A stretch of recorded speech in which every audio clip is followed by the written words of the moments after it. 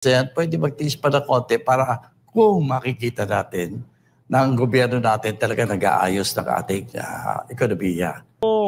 Taong bayan, ano nangyari? Pilipinas, babangon ka pa ba o wala na? Infrastructure projects are considered na may anomaly from 2016 to 2025. And out of that number, mga 30,000 ang flood control projects. Yes. Magandang hapon muli sa ating mga kasama. Nandito na naman si Kuya Goods nagbabalik. At syempre, kung di ka pa nakasubscribe sa ating channel, pasubscribe na lang po at hit mo na rin yung bell para update ka sa ating mga video. Bakit ngayon panay ang papreskon, panay ang pagpapaliwanag nyo sa taong bayan? Sukol na. Dati wala hong pakialamang mamang ito. Wala siyang ganyan eh. Ngayon, sirang-sira ang pangalan kung todo kung ano-ano. At bakit nyo inaangkin yung, nagtatanong lang ho kami bakit nyo kailangan angkinin yung mga proyekto ni Tatay Digong? Continuity nga, wala kayong naibigay. Diba? Meron silang may sinabi pa sila dun 2020-2022 daw. Samantalang 2018, sinimulan yung proyekto. Nung tipaklong naman, nagkalintik-lintik na Pati ba naman tulay pag nanakawin pa talaga? Hindi na kayo nakontento sa pera. Pati proyekto, gusto nyo inyo. O ano naman yung paliwanag mo dito? Kaya mga kasama, alamin natin at bibigyan natin ng reaksyon. Bakit pinahanap ang mga diskaya at iba pang sangkot sa 100 million Ghost Project? Ang tanong dito, sabi ni Aling Ledesma, bakit problema raw? Yung pinsan at yung pag-uusap patungkol sa mali-maleta, ayaw sagutin. Executive session, kailangan pa yun? Kailangan pa ba yun? Wow, puro kayo. Wag na lang nga natin itong, marinig yung sinasabi? Wag na lang kaya. Ipapahanap ang diskaya, andyan na kayo. Kayo dapat, wag na natin yan kasi alam nyo naman, pag nagsinungaling yan, palalabasin yan, aping-api sila. Sila ang biktima kuno. Sila nga ang mga nangaagaw ng proyekto ito ipapasok ko sa inyo para magulat kayo Kasi 'di ba? Inangkin na nila Pero nakakatawa, na-fact-check sila rito, pasok. Nagsimula, na-approve ito noong July ng 2022.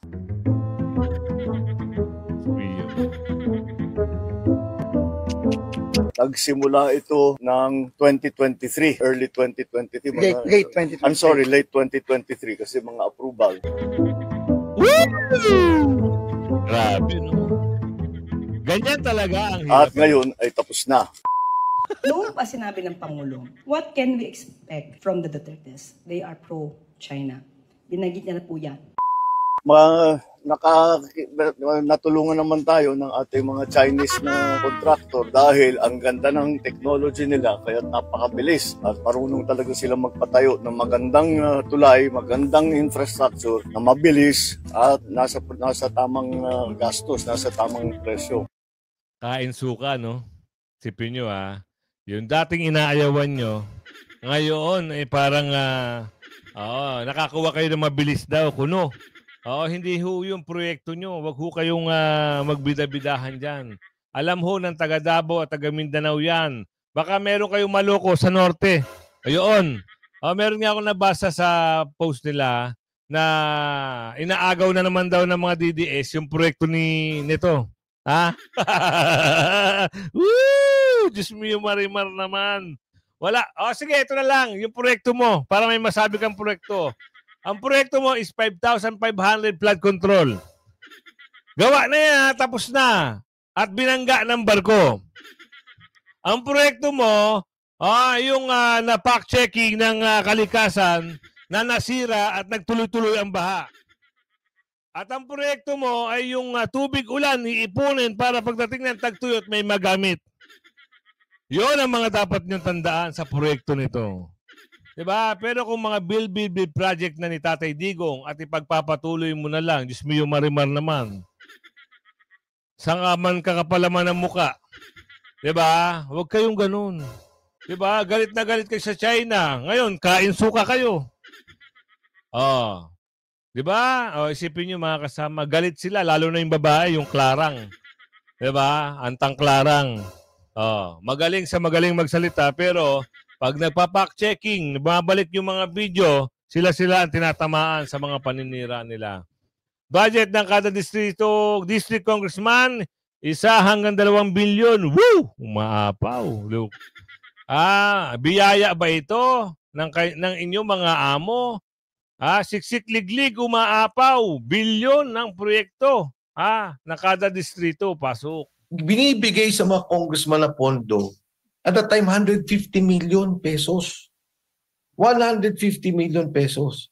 Nung pagbalik ko, malagulat ako, billion na. You know. Ang bawat distrito was getting about 1 to 2 billion. So, kung titingnan mo, kung billion na yung bawat distrito, paano pa yung mga insertion? Yo. Oo nga naman. Dati nagkaroon ng desisyon ng Supreme Court on Development Assistance Program. Ito yung, tapos nagkaroon na rin sila before that yung CDF.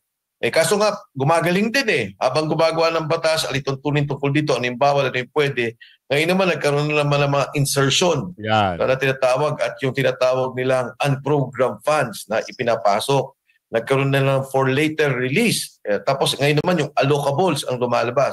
So importante ito na makuha natin yung Supreme Court para lalo nating mapayaman ano ba itong mga batas na dapat nating gawin para maiayos yung proseso ng paggawa ng ating budget ng Pilipinas. Ang konsepto ng budget, napakalaga na sa atin. In fact, defined yan ang Constitution. Di ba sinasabi, ang Kongreso, hindi nga ang Senado. Sila yung unang may karapatan gagawin ng eksekutibo, ang budget ipapasa sa Kongreso pag didebatehan. Bakit Kongreso? Kasi yung Kongreso may mga distrito. Nakikita nila yung pangangailangan at meron silang responsibilidad sa distritong kanilang kinakatawan. So, kunyari, nung congressman, teka lang, baka pwede naman yung school building namin kasi talagang kulang yan.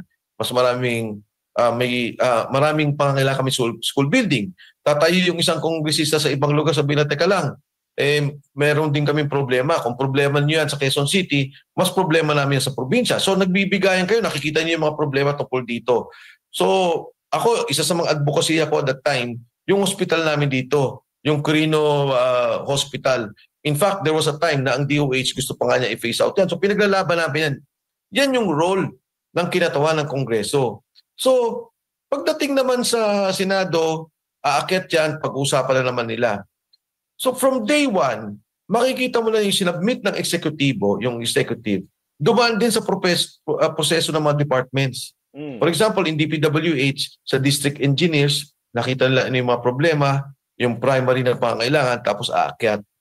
Tinitingnan din ng NEDA, National Economic Development Administration, at saka yung Government Development. Ano ba ang kailangan nating gawin sa budget? Diba? Nung dati, ang rule namin nung, kunyari, paggawa ng kalye, merong yung batayan, hindi lang basta-basta gumagawa ka ng kalye.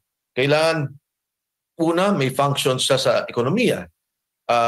Pangalawa, may function siya sa turismo. May function siya sa national security. No? So, importante, kunyari gagawa ka ng isang kalye, even sa DA, yung farm to market roads, bakit mo ginagawa yan? Anong rason? Anong bakit? Tingnan mo dito sa naging batas nila, yung mga dapat na gawing proyekto under sa Development Assistance Program. Ito yung mga pinag-aralan ng malalim ng mga iba't ibang bansa. Katulad dito sa atin, yung Korea. Sabi nila, ito yung inyong kailangan gawin. Gumawa sila ng malayong pag-aaral. Sinabi nila kung bakit kailangan to. At sabi nila, sige, pauutangin namin kayo. Sinero budget pa nila yun. Dahil dapat may local counterpart. So, ito yung nangyayari ngayon sa budget natin. Yung flood control. Ang flood control program, gumagawa ang NEDA. Gumagawa ang, if I would, yung NEDA, pati itong isa pang ahensya ng gobyerno, binubuo nila, DPWH, gumagawa din yan, binubuo nila yung kabuuang problema sa flood control. Saan ba natin kailangan talaga ang flood control program? Ano talaga yung mga prioridad? Hindi pwedeng kukunin mo yung pondong yun tapos kung saan-saan mo ibabato. Iyon! Nadali na, huli. Ganyan ho yung ginagawa ng ibang kongresista na nabubulgar, yung parking. At yung parking na sinasabi, may kalakip na porsyento. At yung isa naman, nakikihiram muna. Ganoon, kaya ho natatastas ang pondo ng bayan. Pero wag ho kayo magalit kasi isa kayo sa mga naging congressman. Kung papayagan nyo ba kami, mga Pilipino at mamayang Pilipino, pabor ho ba kayo na sibakin na at alisin na yung mga kamara na yan o congressman na yan? Dahil wala rin naman eh. Kung gusto nyo gumawa ng batas, isa lang, andyan magano kayo, magbuo kayo ng ahensya, puro abogado at judge. Yun lang. Pero dito, wala na pagpolitika ang usapan. Pag narinig mo congressman, alam na. Matinong kalsada, sisirain na. Pag narinig mo congressman, patapos na ang Disyembre, kailangan magamit ang pondo. Gagawa ng mga kunwaring pondo. Kaya, kung kami yung nakikiusap na kung pwede, no, sir, boss amo manager, wag naman ho kayo masaktan na. Kung kami ay masusunod at kayo rin ay papayag, sana tanggalin na yan. Abolish na yan kamara na yan dahil wala rin. Puro pagnanakaw lang ang iniisip ng mga yan. Bakit? Tatakbo silang congressman. Ang kalakip niyan sigurado, kamal-kamal na kaperahan. Kikilos yan pag tamang panahon. XDND chief sa panawagan ng AFP sa malawakang korupsyon. Meron pa kayang ganun? Ang alam nga natin dito halos ayaw na kumilos ng mga parang meron silang sariling mundo, sariling amo. Imbis na mamayang Pilipino at yung taxpayer ang kanilang pinoprotektahan, may ilan ang kanilang boss ngayon. Yun ay kung sino, ang alam nyo kung sino ang namumuno. At ngayon meron pa silang paanda. Dadagdagan daw sa sahod ng mga AFP. Okay lang yun, walang problema yun. Pero tandaan nyo, si Tatay Digong lang ang naging, nung kumita kayo na maganda. Yung sahod nyo na, binigyan niya na napakalaking porsyentong increase. Diba? Magkano ang sahod nyo noon? Dinoble ni Tatay Digong. Tapos ganito lang. Para kayo mga tuod. Alam nyo na, siniwalat na. Si Saldi ko po nagsabi, wala rin kayong paramdam. Diba? Alamin natin to. Bigyan natin ng pagkakataon ang mga nasa serbisyo na pagkakataon talaga gumawa ng kanilang sariling desisyon. Total, sabi ko nga kanina, nakikita naman nila kung ano talaga nangyayari. Tama. Meron silang pagkakataon, meron silang mga facilities, meron silang mga programa na talagang makikita nila kung ano ang nangyayari. Kaya kung yung mga nagtutulak na kumilos ang ating armed forces, I think kikilos yan pag tama ang panahon at tama ang sitwasyon.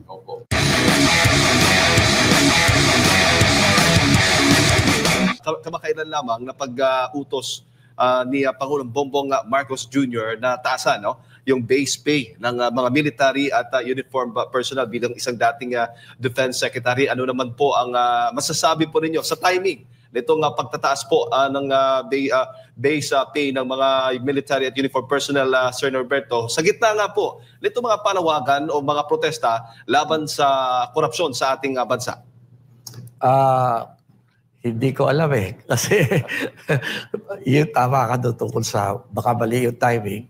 Ang importante natin tignan dyan, saan kukunin yung pera. No? Kasi alam mo, hindi maganda ang takbo ng ating ekonomiya sa kasalukuyan. At ako naniniwala na ang armed forces, yung mga ating mga soldiers, ay sasama ang loob nila kapag nasabi ng ating mga kababayan na kasama sila sa sisira ng ating ekonomiya. No? Hindi maganda yan. Sa ngayon kasi, tingnan natin kung saan kukunin yung pera. Tama. Pero bukod doon, sir, may pasok lang, former Defense Secretary. Bukod doon, yung timing nga mali na. Dahil mayroong mga problema. Pangalawa, yung sinasabi nyo, yung saan kukunin yung pondo. Pangatlo, unfair naman sa iba. Wala bang halaga ang mga nurses, guro, yung mga firefighter? Wala bang halaga yun? Yung mga, ano pa ba, na pwedeng sabihin na makakatulong sa ating gobyerno, sa ating pamahalaan. Bakit bukod tangi, sila lang yung nababanggit? Dahil ba sabi ni Aling Ledesma, may benefits, may pakinabang kayo kung sakasakali? Nagtatanong lang si Aling Ledesma. hindi ho makitid ang utak ng tao na isang, ano bang tawag doon? Isang, may nakatutok lang kayo sa isang organisasyon. Oo, bigyan nyo rin ng halaga yung mga napapakinabangan nyo. Diba? O, be fair. Kung tinaas nyo yung sweldo nila, hindi lahat kahit papano increasean nyo. Yun, nakakagulat eh. Bakit? Para ba mapagtanggol ka pagdating ng tamang panahon? Nagtatanong lang ho. Tingin po ninyo, Sir Norberto, sapat na ho ba itong kompensasyon bilang isang dating secretary din ng defense, yung kompensasyon ng mga sundalo at mga pulis upang matugunan po ang kanilang mga pangangailangan? Alam mo, talaga naman laging kulang, no? Ang dapat tanggapin ng ating, hindi lang ang ating mga sundalo at ating mga kapulisan, no? Yung buong bureaucracy natin, kung titingnan natin, kaya medyo kulang pa ang kanilang tinatanggap para masolusyonan yung kanilang mga daily problems sa pagkain. Lalo na ngayon, dami nakakasakit. Kaya importante talaga kung sana ma-increase natin. Pero pagandahin muna natin ang konting ating ekonomiya. Naniniwala ako sa mga public servants natin na medyo kahit na nagtitiis na yan, pwede magtiis pa ng konti para kung makikita natin na ang gobyerno natin talaga nag-aayos ng ating ekonomiya. Ayun. Wala na yan? Oo. Sir Norberto Gonzales, wala na ho yan. Alam nyo ho, isa na lang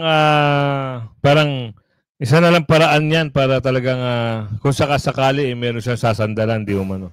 Di ba? Isipin nyo military at uniform personnel. Paano iba yung nagsiservisyo ng maayos? Di ba? Teacher, nurses, hindi ba importante yan sa inyo? Diyan kayo nakatutok sa ilang, isa, dalawa, tatlong, ilang personnel yan. Diba? Yun ang katanungan lang na pumapasok sa isipan ng taong bayan. At ito walang budget, walang power. Di pinagluloko lang kayo. Kung walang budget, walang power, umalis na kayo dyan. Ito ay patungkol sa ICI. At mismong si Mr. Singson na ata ang alamin natin Problema ang kawalan ng sapat na budget at kapangyarihan para sa Independent Commission for Infrastructure. At sa gitna ng investigasyon, wala po nakikitang sapat na basehan para imbestigahan si Pangulong Bongbong Marcos. Nagbabalik si Gerard de la Peña. Malaki ang responsibilidad, pero maliit ang suporta. Ganyan kabigat ang pinapasa ng Independent Commission for Infrastructure o ICI. Ayon sa nag-resign na commissioner nito na si dating DPWH Secretary Rogelio Singson, problema ng ICI ang pera. Lumabas yung ICI 94, EO 94. Walang budget. Yun, agoy. Kumbaga, lumabag ka sa gera, solve mo yung problema, hindi ka naman binigyan ng armas. Wala nang ang budget, wala pa raw sapat na kapangyarihan ng ICI. Pero masama nito, wala rin sahod. Puro utos lang. Lahat kwentong kotsero.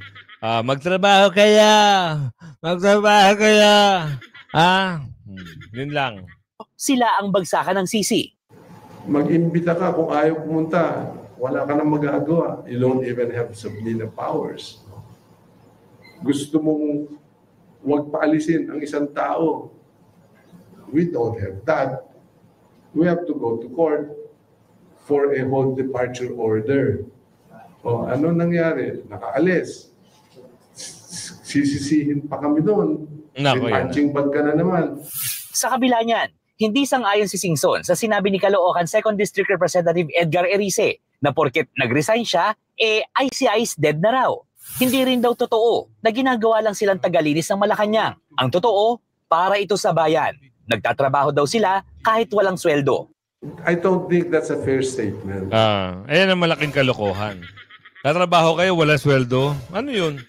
Parang pinasok nyo, kumuha kayo sa loob ng kwarto, pumasok kayo sa isang kwarto dyan, at kumuha kayo ng pamalo, papalo yun sa ulo nyo. Problema. Stress na stress kayo dyan, tas walang sahod. Wow. Joke yun? Nagjo-joke ho kayo? Naku, kayo huwag magpatawa dahil ang taong bayan hindi ho natatawa sa mga ganyang mga paandar nyo.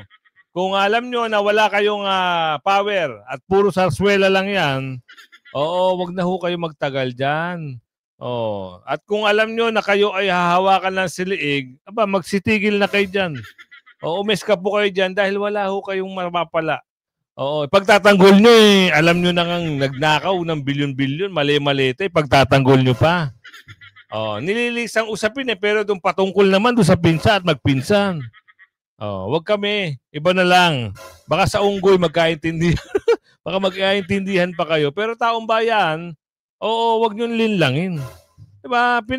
Ginagawa niyo na kwento Oh, sino ba ang scriptwriter niyan at director niyan? Para pakumpas ng ganyan. Pero mo kahit wala daw sahod, nagtatrabaho sila para sa taong bayan. Kahit naman ako, magtatrabaho ako, hindi ako babayaran. Wag na, kayo na lang. Hanap akong bagong trabaho. Diyos mo, marimar naman, eto pa, ano ba ito? Balita saan? Alamin natin to, Ilang senador umalma sa rekomendasyon ng ICI sa ombudsman na ano?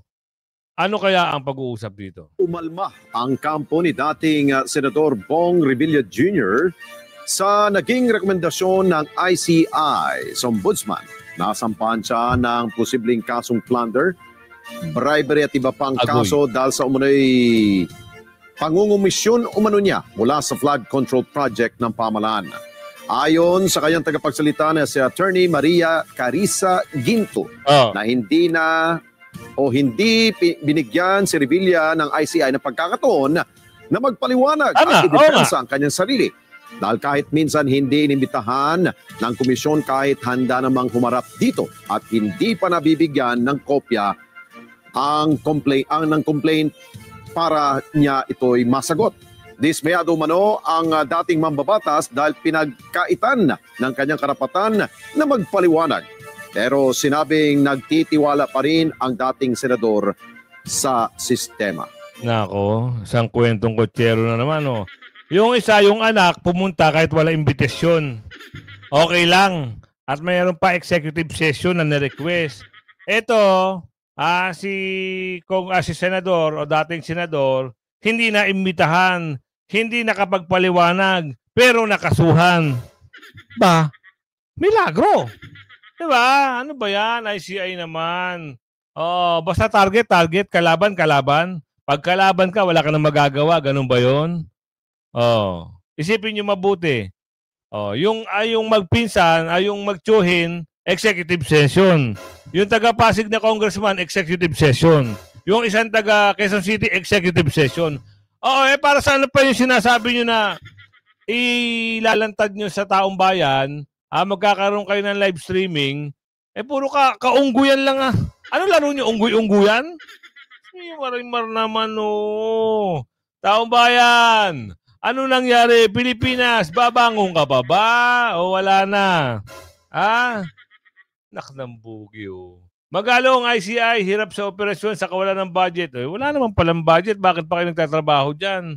Baka kasi, ano hinihintay? Di ba?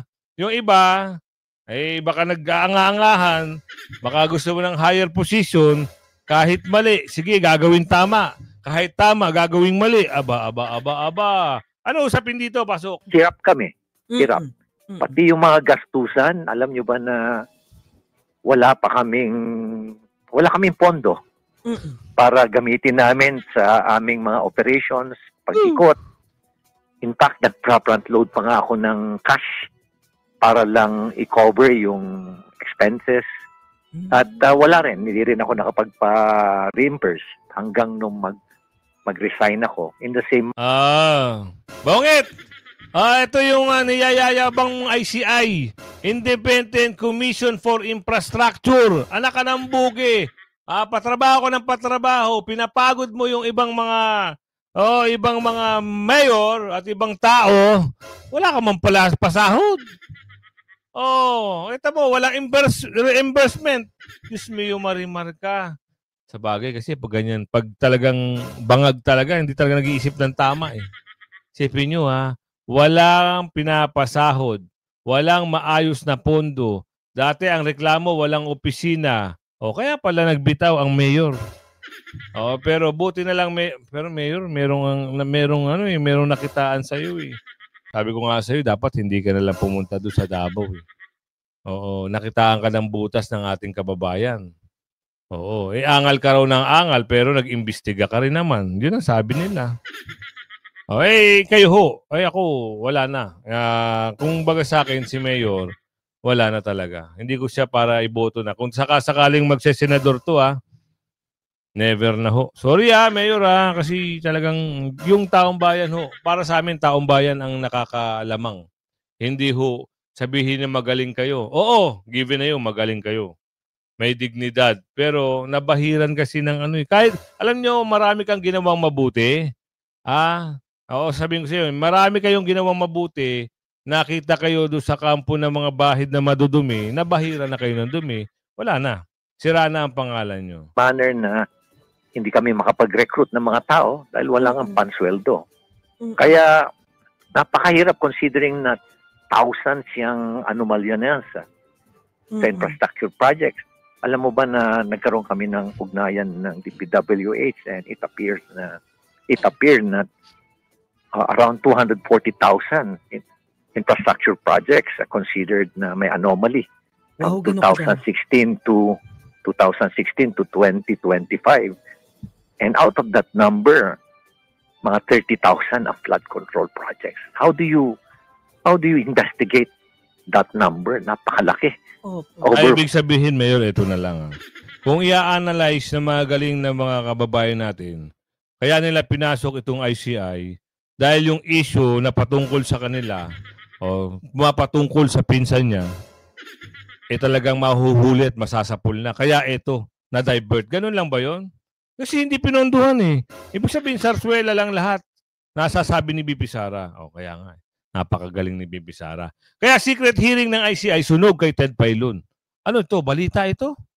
Oo, balita. Ito. Alamin natin kung ano meron dito, ha? Meron din pong abiso ngayon, ha? Itong ICI ninyo. Hindi natin, meron daw silang pinatawag na mga mga resource persons. Booking. Okay. Secret ulit yung nila hearing. Oo. Kagaya ng mga nauna, wala pa ring live streaming. Tingnan natin. Pero mamaya po, bibigyan namin kayo ng sample kung paano po ang galawan itong ICI na ito. Agoy. Due respect. It's ICI, which literally means Independent Commission for Infrastructure. Sorry, some people beg to disagree, Madam Chair. Oo, ano bang meaning para sa inyo? Sa kanila, sa iba, it's intentionally concealed investigation. Pabago yung meaning, bawat linggo na lumilipas. Okay. Intentionally conceal, Concealed investigation. Ang kalabas ni attorney, talagang mag-iisip ka. Kaya ngayon ang katanungan, sino ba ang kanilang magiging sakripisyo dito sa hinihingi ng bayan na balyena o matabang isda? Tignan natin kung sino. Balita po itong sinasabing rollback daw sa diesel. Uy, oo. Pero mukhang hindi nila pinapaabot ng 3 piso, Correct. Kasi sa mga balita kahapon, 3 pesos. Pero kanina, nadinig ko, 2 pesos and 90 centavos. Tama ba? 10 centimos na lang, mga bossing. Hindi pa binigay. Pero sa gasolina, may bawi na naman po sila. May aumento po sa gasolina. At ang LPG, may aumento rin po. Ngayon, mga kapatid, ito mga ganitong mga pangyayari ay wala ho naman po tayong choice. Correct. Kasi wala ho naman tayong control dyan. Ang ating po lamang ngayon, ay tangkilikin ito. Kaya sa ating mga motorista ngayon, anong ating sigaw? Full tank na nyo! Kung may pang full tank, Kasi yung iba talaga. Hindi natin alam kung ano yung pag-uusap dito sa gantong usapin, Kasi yun na balita rito. Ano ba sabi rito? Ano yung unang lumabas dito sa issue na ito? Dito sa balita na yan, di ba? Kayo, kung isipin nyo mabuti, ano ba yung pinag-usapan nila? Sakripisyo sa malaking flood control. Ayun nga, yung wala nga pondo. Sabihin nyo, isipin nyo gumagana sila, yung sakripisyo ng oras nila, pero wala silang ipapasahod sa tao nila. Di pinagluloko lang nila ang sarili nila, lalong-lalo itong si Bungit-ngit, niloloko lang nila kung sino yung nagtatrabaho dyan. Eto, meron pang balita rito. Lacson, 8 billion na wala sa pondo ng bayan dahil sa Ghost Project. Sino dapat sisihin? Inagaw-agaw niyo yung usapin yung Blue Ribbon kay Senador Marcoleta, tapos ngayon magaganyan-ganyan kayo. Wag niyo nang nagluloko taong bayan. Asher, nasa magkano ang halaga ng nawala sa pamahalaan dahil sa Ghost Flood Control Projects? Ella, tinatayang 180 bilyong piso ang napupunta lang sa mga proyekto kaugnay ng flood control, partikular na itong mga tinaguriang ghost projects. Eke! Ayon kay Senador Panfilo Lacson, chairperson ng Senate Blue Ribbon Committee, nakarating sila sa pagtatansya na ito, katuwang si Senador Sherwin Gatchalian, chairperson ng Senate Committee on Finance. Ito ay sa gitna ng pag-iimbestiga ng Blue Ribbon sa mga anomalya sa flood control projects ng gobyerno, habang natutuklasan naman ng Finance Committee ang mga datos ng alokasyon sa taunang budget para sa mga proyekto. Paliwanag ni Senador Ping, nasa 30,000 ang bilang ng mga flood control projects simula pa noong 2016. Kung kay Senador Marcoleta yan, kung hawak kay Senador Marcoleta yung investigasyon sa Blue Ribbon, tapos na ang problema na yan. Kaya ngayon nagngangaw-ngaw kayo. 30,000 at naubos ay 108 billion. Sino nagnakaw? Tukoy naman kung sino nagnakaw, ayaw nyo pang pinagtatanggol nyo pa. Di ba? Kung umabot ka sa video natin ito hanggang sa muli, like and share. Bye-bye!